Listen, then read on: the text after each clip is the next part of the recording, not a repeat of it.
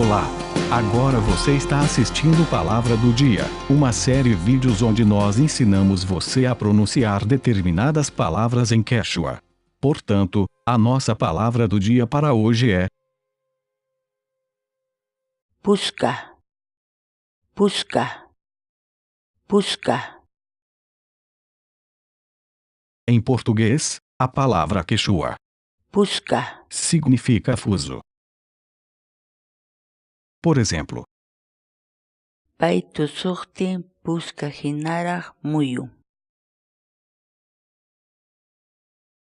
Tente e baixe nossos programas de verificação ortográfica em Quechua, usando nossas aplicações web ou desktop. Vá ao nosso site sc.inantim.com.